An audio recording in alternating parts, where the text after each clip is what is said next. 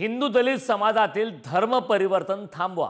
शिंदेंच्या शिवसेनेचे आमदार नरेंद्र भोंडेकर यांनी सरकारकडे मागणी केली. कुणाला किती आरक्षणाचा फायदा होतो याची माहिती समोर यावी असंही यावेळी भोंडेकरांनी म्हटलं. प्रलोभन देऊन हिंदू दलित समाजातील गरिबांचं धर्म परिवर्तन करण्यात येते असंही यावेळी भोंडेकरांनी म्हटलं. गरीब समाज आहे यालाच ओढवण्यात येत आहे. इतर जर समजा बौद्ध समाजाची संख्या वाढत आहे तर इथे पण कोण जात आहेत? ही हिंदू दलित जात आहे. मुस्लिम समाजामध्ये पहिले जात होते, ही पण हिंदू दलितमध्येच आहे.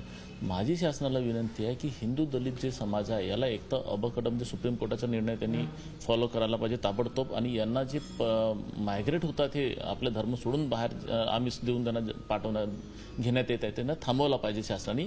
अन्यथा हा समाज हळूहळू इतकं कमी होऊन जाईल की उद्या बोटावर मोजण्यासारखं राहील.